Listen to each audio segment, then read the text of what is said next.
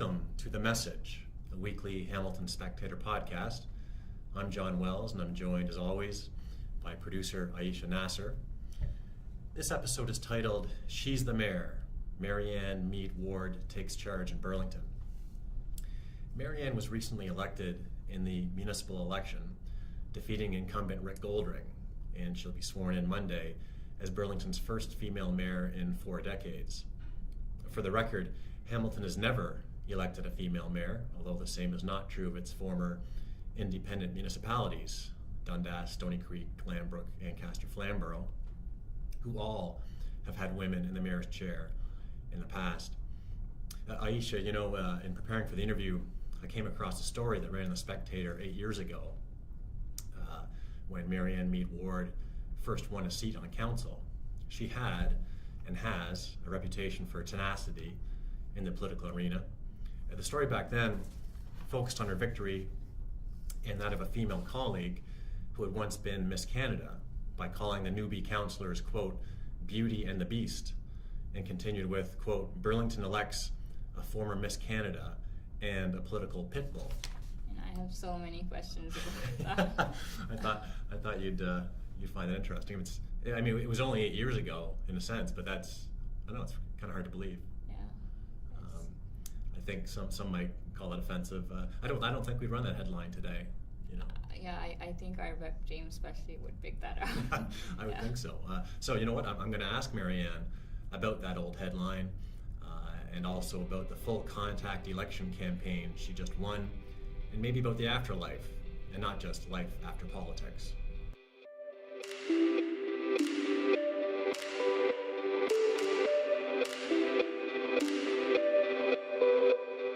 Welcome to Marianne Meed Ward, and that will be Mayor Meed Ward on Monday, December 3rd, when you're sworn in, correct? Actually, I take the title on December 1st. We're not inaugurated until December 3rd, so I've been told that if there's an emergency in Burlington in those days, in between, they may have to wake me up in the middle of the night and swear me in on the spot so I can deal with it. So we're just hoping it's smooth for many days, not just those two. But I do actually take office on December 1st. Right. I was thinking that you and I have not met face to face.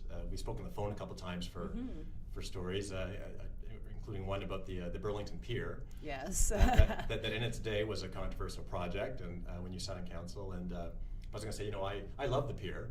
I love walking summertime. Is everyone on board with that now, by the way, or there's still some people that it sticks in their craw? Well, I think people are generous. Burlington residents are generous, and when they recognize that something has happened and it's done, they move on, right? Yeah. I do know a lot of people who love the pier. I do know people, if you were to ask them, who would say, meh, it's a neat thing, but we spent a lot of money, and our park is pretty spectacular, our waterfront park. But most people have now embraced it. They use it. We light it up, with meaningful colors throughout the year for charities, for special events, for causes. So that adds something back to the community. And it was a difficult process. I don't think the right decision was made in the end. It cost us a whole lot more money than it should have if we had just worked with the contractor rather than going to war with the contractor. And certainly that was borne out at the end of the day by the settlement that happened, and the contractor got a settlement, we got a settlement from the engineer. But it is what it is, right? It's there now, and I think it's one of those things that I really hope becomes a case study in what not to do on a whole bunch of different levels.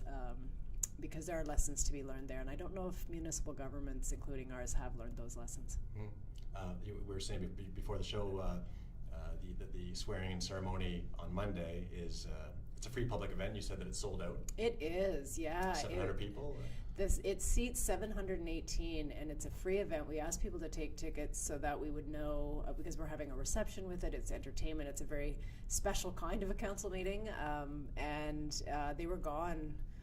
It was only a few left within hours, and as of today, I've been told there are none left. So what we're actually working on, what we're trying to do, is open up a studio space to see if we can broadcast it to folks and have some overflow area. Certainly anyone can come to the reception, pre and post, and there will be food from our local folks and some entertainment. So even if people don't have a ticket, I'd invite them to come. You in terms of your family, who may be there, you've been married 25 years to Peter. Yes. And you have 3 children, two of your daughters in university. Will any of them be able to attend, or They're all going to be there. Oh, nice. My daughters are coming back just for the day to attend. My son and my husband, of course, will be there as well. And you know, I wouldn't be here without my husband. He's my biggest supporter, my biggest fan, and none of us do this without the support of our family, because in a sense, your new family is the community, and it is a big sacrifice for everybody that we willingly make to serve the community. Are you prepared, for how you'll feel when you take that oath? Are you the type to get misty watching a movie or dropping one of your kids off at university? Oh, I cry like a baby at movies. Yeah, I expect I will feel a number of things, and and that started a little bit already. As soon as you're elected, people treat you like the mayor. I'm technically the mayor-elect right now. But really, they expect you to start serving, and of course I have started serving the community. So you get a bit of a ramp up to it, but it is it's an incredible honor. It's an incredible thing, and sometimes I wake up in the morning and pinch myself and think, wow, I'm the mayor. I have this incredible responsibility, this incredible honor of service, and can't wait to get started, and in fact already have. And it's been an interesting road to power for you. That's one word for it. I led the podcast reading to Aisha an old spec headline, but not that old, 8 years old, that said, "Beauty and the Beast. Burlington elects a former Miss Canada," which was a colleague on council, "and a political pit bull," which was you. And which was no doubt, I'm trying to be as fair as I can, to draw attention to the story and to your intensity as a politician, I suppose, or something, to be charitable. But how did you react to that then?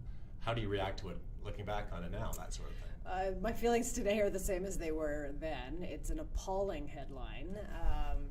It was kind of an insult to both of us. My colleague who was elected at the time, the Blair Lancaster, who had run and won Miss Canada, she was far more than a beauty queen, didn't deserve to be dismissed on the basis of beauty and looks. She is a businesswoman, was a community supporter, so she deserved better than that. And the dog reference to a woman is incredibly offensive, and in a sense it was telling all women everywhere, if you have an opinion about something and you dare to speak it out loud, get ready for the labels, get ready to be called aggressive, get ready to be called a pit bull, and so it was a really offensive headline. In fact, when I go into classrooms or I talk to young women about politics, and I get requests a lot to mentor and to talk to people. I have co-op students coming into my office. I do the Take Our Kids to Work Day, and I talk to them about that headline, that if we think that things are all fine and women don't have to worry about sexist behavior towards them, we're not there yet. It's wrong, and we saw a different iteration of that this election, but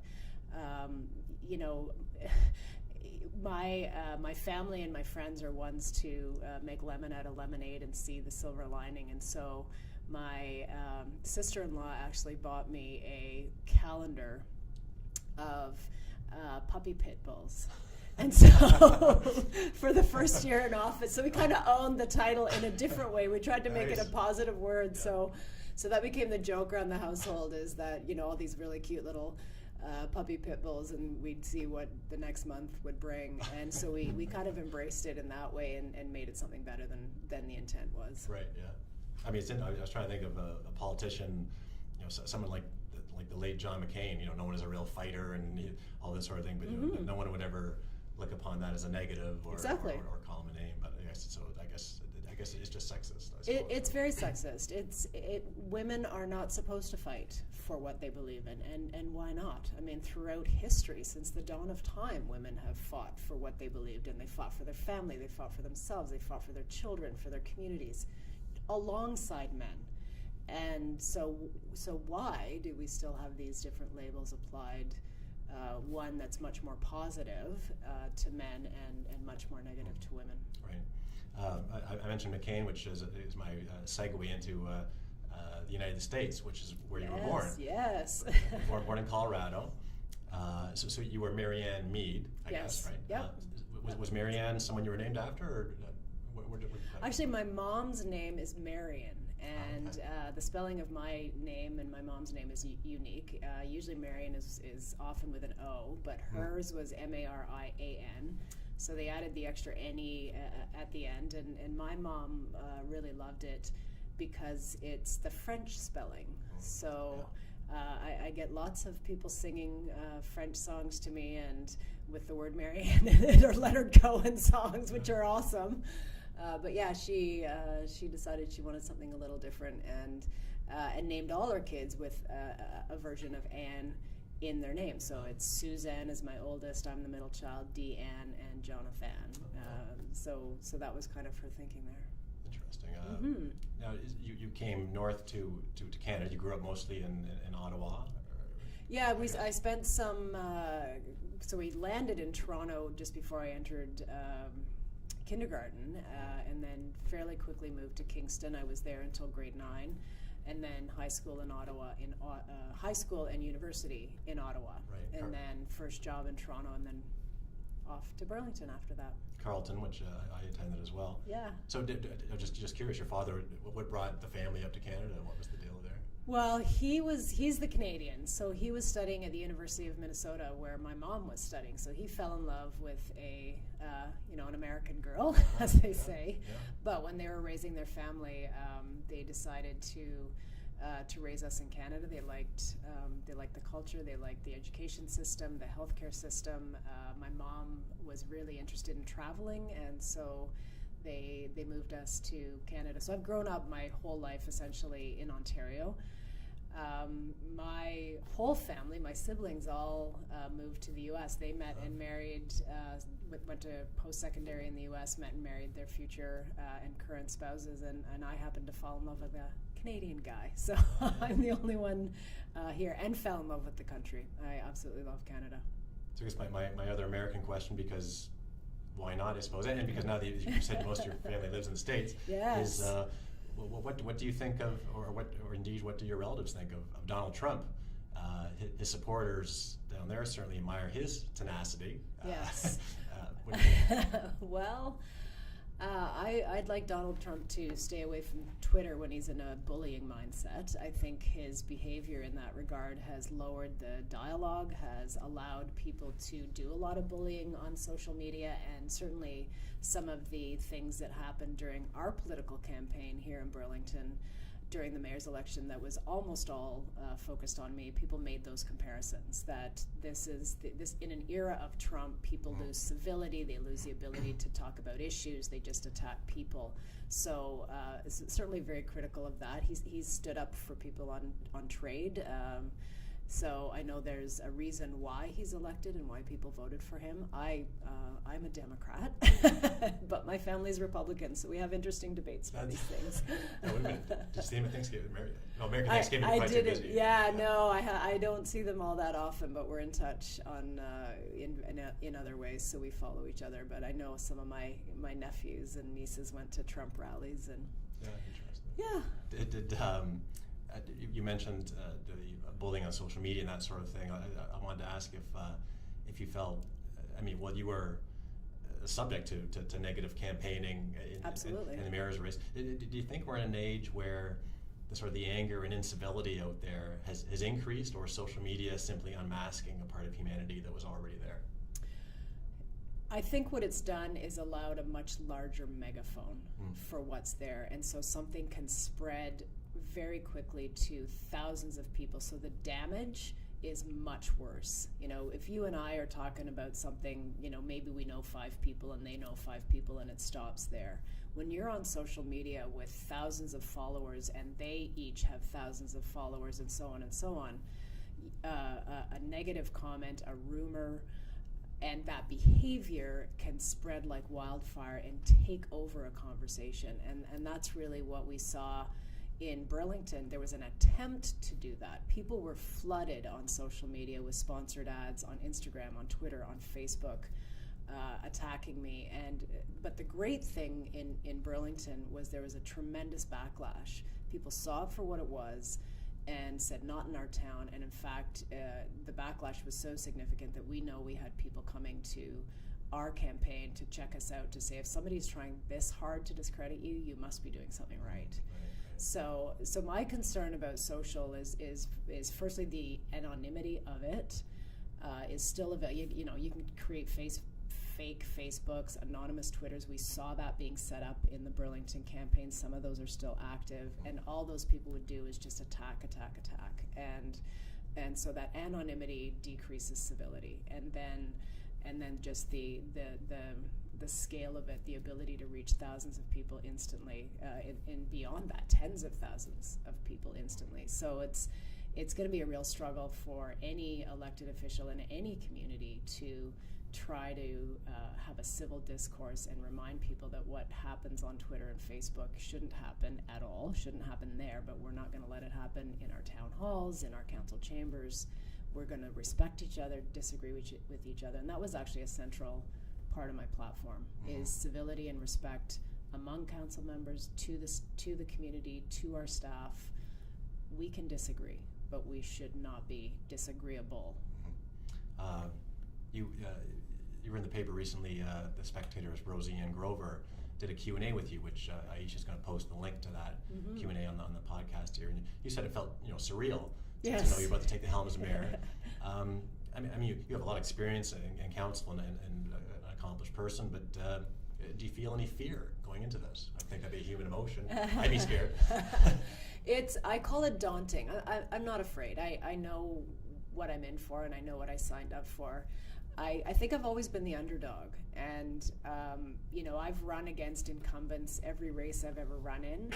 I was defeated twice. I won twice. I was an incumbent once, so I didn't unseat myself. But I was always the underdog, not expected to win, not expected to achieve. And this is completely reversed now. I have people stopping me on the street of all ages. I had young people stopping me on the street and people saying, "We are so excited. You're going to do great things. We can't wait to see what you're going to do." And so the expectations are enormous. So it's daunting, but it's also it's humbling, and it's very encouraging, because we can do great things. Your road to the mayor's chair here, I was reading up, and in your working life in the past, you've been a columnist. You were managing editor at Faith Today magazine. Yep. And president of the Canadian Church Press. I was, yes. So in your interview with the Spec, you talked about how you see your role, quote, in this life as helping people. So that leads me to ask, how would you describe the place of faith in your life over the years and now? Well, I don't ever get asked that question. Thank you for that. So I grew up in a very devoutly religious family. Baptist fundamentalist, I would say. I went to church my whole life, growing up, and even as a young adult. And what I learned in the church community, I learned a lot about politics in the church community. There's politics wherever you have humans, and so that was really an interesting experience. I've been through church splits. I've been through, people. Breaking relationship with each other over religious issues. I've seen it all, and what I saw in churches is that that soft, collaborative leadership was required. A minister can't compel his congregants to do something. You had to persuade. You had to bring people along, and so the best ministers are able to do that and make a case and to bring people along.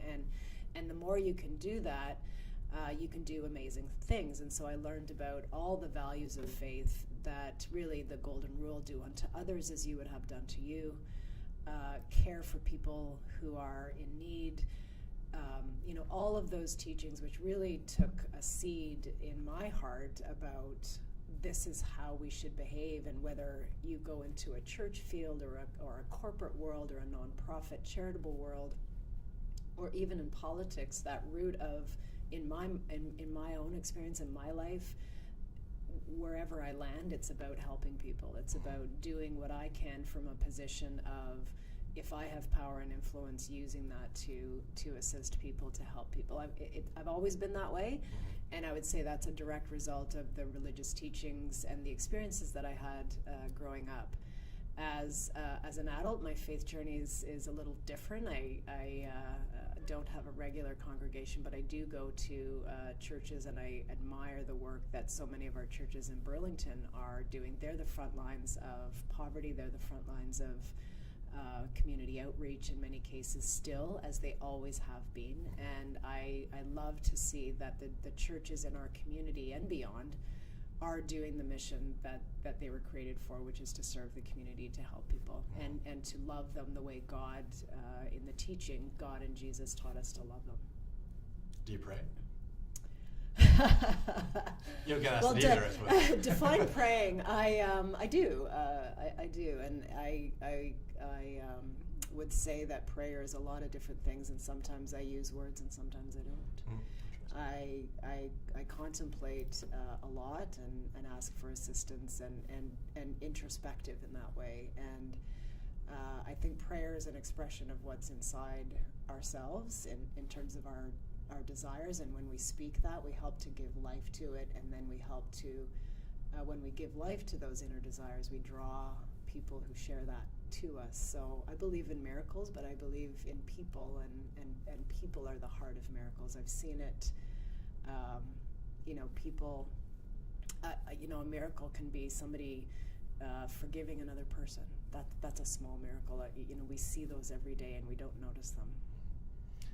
In the earthly political life to come for you, you're just starting this new adventure, but have you ever allowed yourself to wonder about higher offices than that of mayor, premier, or even higher than that? I'd have to brush up on my French. People often ask me about that. I am exactly where I need to be, and I expect to be here for as long as the people will have me for a while. I'm not going to be here till 93 like Hazel McCallion. I don't see that kind of thing in my future. And I do actually believe in term limits for political people. So I will decide when my term limit, or the public will decide, obviously, in another way, what my term is. Political parties, you have to get used to the idea of a political party if you go beyond this. And I've always loved the municipal level because there's no political parties. It's you, it's your platform, it's your ability to do your homework, research, and persuade, in our case, 3 other people, 4 out of 7 votes to go along with you for what you're trying to achieve for the community. And for me and my temperament, that's exactly where I need to be. I did run for a provincial political party, and that was tough. I remember going to the door and people saying, yelling at me for things I had nothing to do with. I didn't decide. In fact, I agreed with them on some of the issues. So that would be a tough adjustment to get into party politics at a higher level. And I also have to say, when I look at each of the platforms, there are always things in each political party platform that I admire and respect. Well, Marianne, I wish you luck. Thank you. In the days ahead. And Thank you. Thanks for coming on the show. And hopefully you'll visit us again on The Message. Anytime. And my thanks, as always, to Aisha Nasser and to you, the audience. And on that note, if you have a comment or observation you'd like to make about any of our podcasts, email it to me and I may read it on the air. Send it to jwells@thespec.com. I'm Jon Wells, and we will talk to you next time.